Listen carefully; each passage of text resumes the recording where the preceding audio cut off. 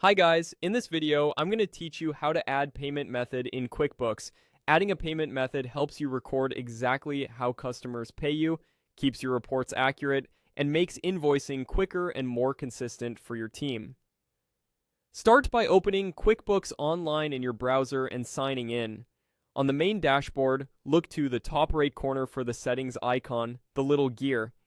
Depending on your screen size or browser zoom, it might be tucked behind other panels, so maximize your window or zoom out if you don't see it right away.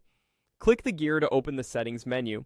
From that menu, choose All Lists. Lists are where QuickBooks stores reusable options you can pick later on your forms, and Payment Methods is one of those options. On the All Lists page, click Payment Methods.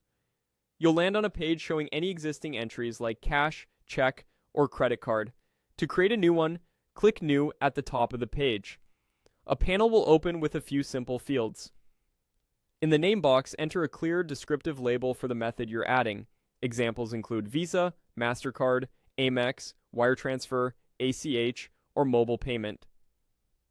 Use a naming convention your whole team understands and avoid duplicates to keep reporting clean.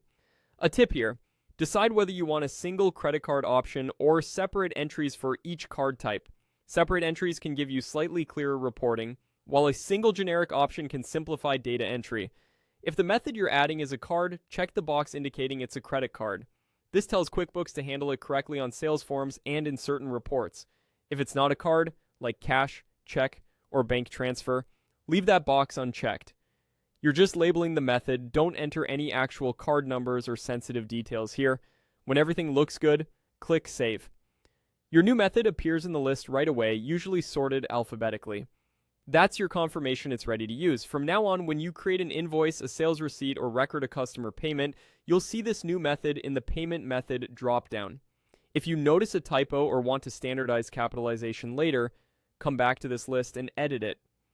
Keeping names consistent helps avoid split totals on reports and prevents data entry mistakes.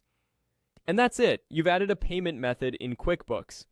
If you don't see the change immediately, refresh your browser and confirm that you clicked Save.